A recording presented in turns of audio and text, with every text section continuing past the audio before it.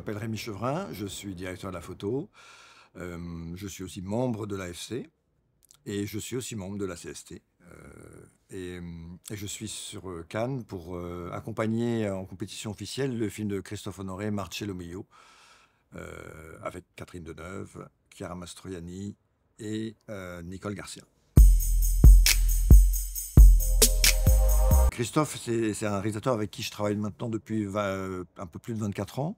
Et depuis maintenant 5-6 ans, tous ces projets, il désire les faire avec moi. Donc, à la fin du tournage du lycéen, il a évoqué ce projet-là en disant que probablement l'année prochaine ou dans 2 ans, il aimerait le tourner. Et il m'a envoyé le script au mois de mai de l'année dernière en disant, ça y est, le film se prépare. Est-ce que ça t'intéresse de lire le scénario? Est-ce que tu as envie de le faire en lisant le scénario?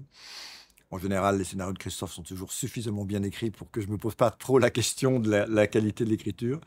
Et surtout sur ce projet qui, quelque part, est très très loin de ce qu'on avait pu faire jusqu'à maintenant ensemble.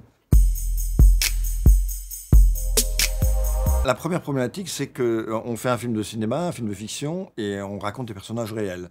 Et on va les inscrire dans une réalité historique de leur vie. Donc la grande difficulté qui me semblait apparaître, c'était celle de où se positionne le film. Est-ce qu'on fait un documentaire? Est-ce qu'on fait un documentaire fictionné? Est-ce qu'on fait une pure fiction avec ces personnages existants? Donc c'était de trouver la forme du film et comment on allait l'aborder visuellement. Donc, en plus, la lecture du scénario, qui est un scénario très libre en écriture et qui je dirais, navigue entre évocation de la vie personnelle de Chiara, évocation de la vie personnelle avec ses parents, évocation de la carrière de son père, assez peu l'évocation de la carrière de sa mère. Et donc, c'était une grande liberté d'écriture qu'avait Christophe, qu'il a souvent en général, mais là, elle était portée vraiment à un paroxysme très particulier. Donc voilà, ça c'était le gros sujet avec Christophe, comment aborder ce film. Je ne parle pas des outils, mais je parle vraiment de la couleur générale du film et la manière dont on avait envie d'accompagner ces personnages. Et avec Christophe, très souvent, il m'indique un peu les directions dans lesquelles il veut aller par 2-3 mots. Là, il avait envie d'un univers solaire, d'un univers vert avec des arbres, du vert dans l'image, des personnages habillés en vert, des camaïeux de vert, de pourpre. Il m'a donné comme ça 2-3 indications. On s'est fait faire avec le chef déco une palette de couleurs. Et puis, il nous met dans un état de filmer enfin, très intime, je dirais. C'est la force de Christophe, hein, c'est qu'il emmène une équipe, c'est une famille de cinéma, hein. Ce qui est drôle, c'est une famille de cinéma qu'on filme, mais c'est une famille de cinéma dans laquelle lui, il vit quand il fait ses films. Et donc, il nous met dans un état d'être très particulier en distillant des informations au compte-gouttes sur des décors qu'il aime, des nœuds spécifiques dans le scénario qui sont des articulations très particulières qui comptent pour lui. En l'occurrence, je pense par exemple à la scène du toit avec le jeune officier anglais, qui est une scène qui fait vraiment basculer Chiara dans la peau de son père, par un baiser, par de la séduction, par l'évocation aussi de sa carrière. Donc, c'est vrai que le film, dans sa structure, semblait difficile d'approche. Comment l'aborder? Beaucoup de décors aussi. Et contrairement à ses films précédents où la structure était plus marquée et l'univers lumineux, l'univers visuel était plus marqué aussi. La multiplicité des décors a été, je dirais pas un des soucis, mais une des batailles à mener, trouver un équilibre. Et en fait, il s'avère que ce film n'a pas besoin, je pense, d'équilibre de tonalité. Il y a des scènes qui sont colorées, il y a des scènes qui sont de nuit, d'autres de jour, il y a des scènes en noir et blanc, il y a des scènes en couleur, il y a des scènes filmées comme dans une télévision italienne, un peu dans une obscénité de couleurs. Donc, tout ça fait qu'à un moment donné, on ne peut pas trouver un fil conducteur visuel qui tienne comme il y avait eu dans Le Lycéen ou comme il y avait eu dans Chambre 212 ou dans Plaire, aimer, courir vite. Donc, cette difficulté-là, elle était déjà dans l'écriture de scénario sous-jacente. On la sentait venir. Beaucoup de décors très, très disparates et en même temps très ancrés dans la vie parisienne. On est dans des cafés parisiens que Chiara dans sa propre vie, est censé traîner. Il y a son appartement, il y a même l'évocation d'un appartement dans lequel ils ont vécu. Donc, on navigue dans ce film dans où est le réel, où est la fiction, où est le moment où elle s'empare de la vie de Marcello pour faire sienne. Je pense on a nous aussi navigué un peu de cette manière-là pendant le tournage. Je pense qu'on n'a pas cherché à avoir l'homogénéité. Il y a une homogénéité qui est celle je dirais, du personnage de Chiara qui va se fondre tout doucement. Et celle-ci, elle est beaucoup liée au texte, aux rencontres. Elle, elle a des stades différents pour arriver finalement à cette scène sur le toit où elle est entièrement devenue Marcello et comment dire ça, elle se métamorphose. Mais en fait, Christophe, il est très doué pour accompagner ses personnages avec beaucoup de bienveillance et faire en sorte que, entre fantasme et fiction, entre évocation et réalité, on sache pas trop où est la limite. Je pense que le premier exemple, c'est cette scène de cauchemar qui est pas enfin, qui est pas clairement filmée comme un cauchemar dans la salle de bain. On la voit qui dort au début du film dans son lit, et puis ensuite elle est dans la salle de bain, elle voit l'image de son père, elle tombe dans les pommes allongée dans la salle de bain. C'est filmé assez simplement. La salle de bain, elle est en noir et blanc, mais on a tourné en couleur. Il y a quelque chose d'assez simple. On n'a pas fait du flashback, on n'a pas fait un effet. Il fallait que ça soit plus mental, en fait. Ah, cette fameuse loge. Alors, la loge, elle est tournée en extérieur, elle est tournée à côté de la place Saint-Sulpice, un corps de cinéma avec des camions de cinéma et une scène de tournage.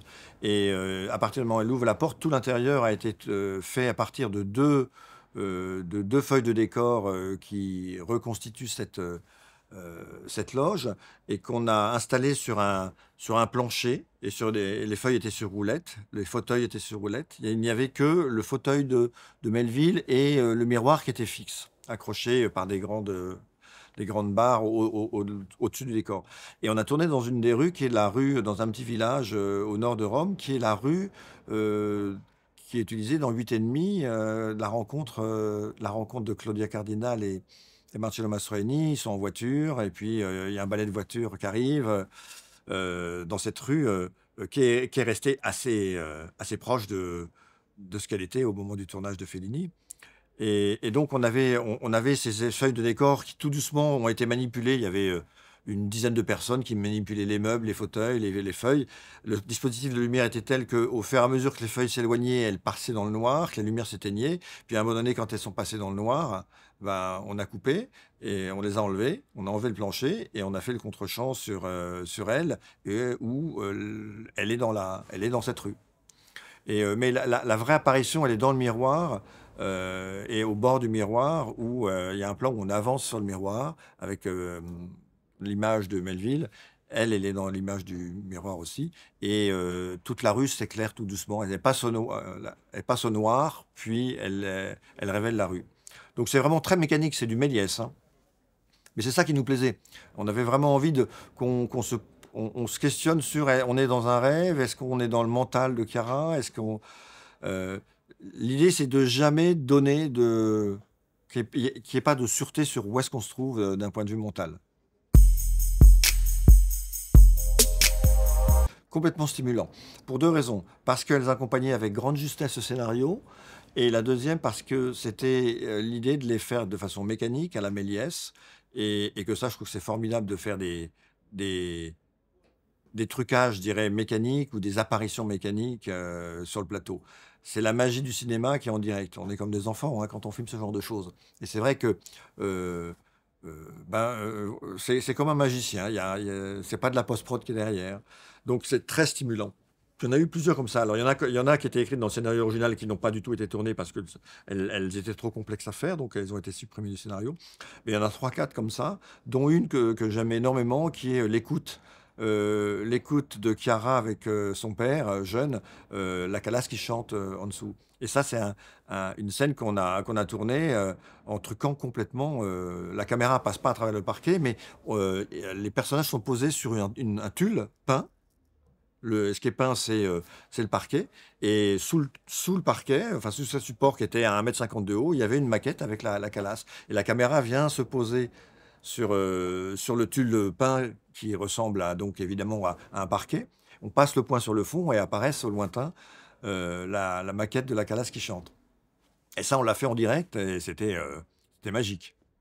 On rentre comme ça et on rentre pas dans la pièce, hein. C'est juste que la caméra, j'ai éteint en fait la partie à un moment donné, la partie du parquet de la pièce dans laquelle sont allongés les personnages. Et j'éteins cette partie-là qui passe au noir et j'allume celle qui est en bas, la maquette, qui faisait 1,50 m de haut, sous le parquet. Et il y avait un trou dans ce tulle. Et donc, en allumant ce qu'il y a en dessous, ça apparaissait. Enfin, c'était assez magique, hein, comme sensation.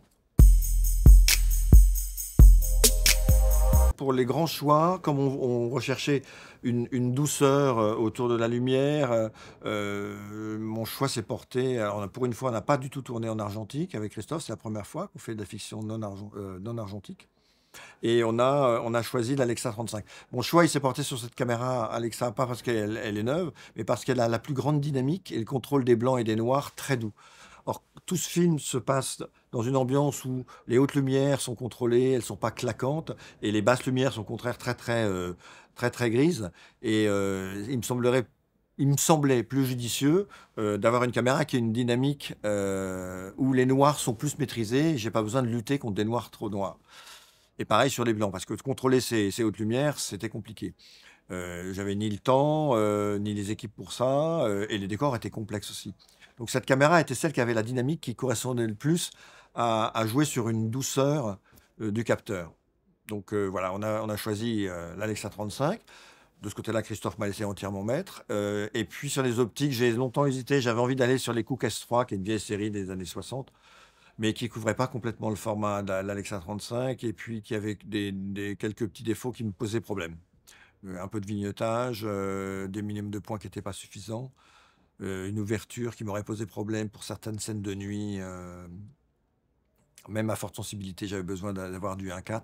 Donc mon choix s'est porté sur le Leitz Sumilux, une série avec laquelle j'avais déjà travaillé, qui n'a pas nécessairement toute la douceur que je recherchais, mais j'ai filtré à la prise de vue, dans la douceur, avec du softnet, et j'ai aussi filtré de manière artificielle sur le baselight.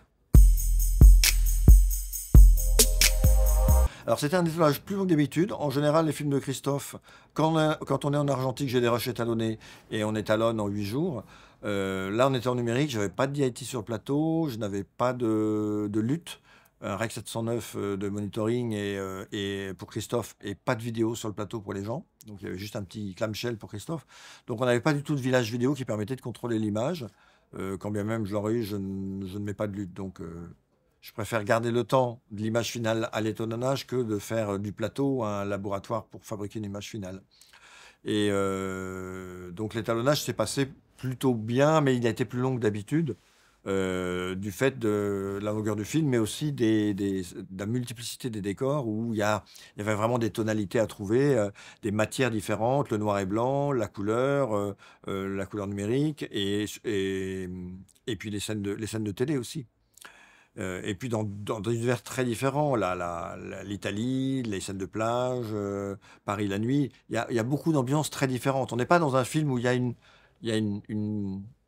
je dirais une direction artistique totalement, je vais pas dire maîtrisée, mais totalement aboutie.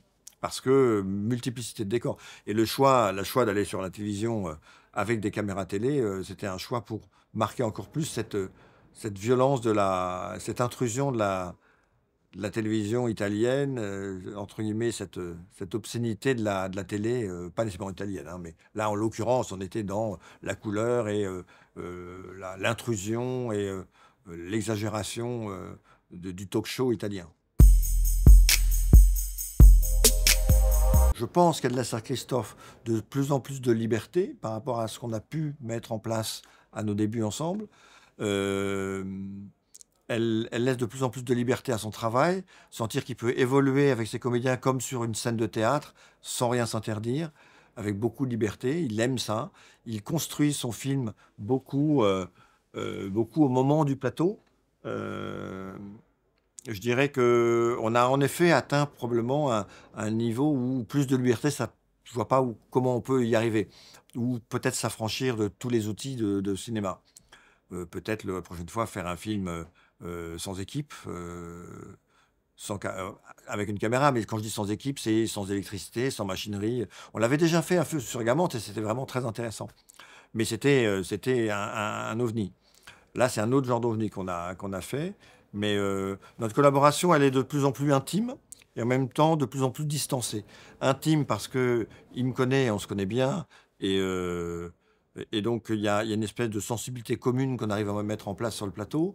J'ai de moins en moins accès à son processus de création, mais c'est cet espace de liberté dont il a besoin. Quand je dis que j'ai de moins en moins accès, c'est que il est dans un acte un poil solitaire, je dirais, un acte de travail. Euh, mais c'est ce qui fait la force de ces films. Qui n'est pas toujours facile pour les équipes, mais bon. Je crois pas. À mon avis, le plus ambitieux et le plus maîtrisé, c'est Plaire, aimer et courir vite qu'on a fait ensemble, mais pour d'autres raisons liées à un contrôle total de chaque plan en lumière et pas de lumière parasite, pas d'effet parasite. Là, on a voulu l'intégrer dans une ambiance aussi où il y a la vie existe. On filme Chiara dans la rue, on filme. Alors il y a évidemment énormément de clins d'œil au cinéma félinien, au cinéma de De Sica, au cinéma d'Antonioni.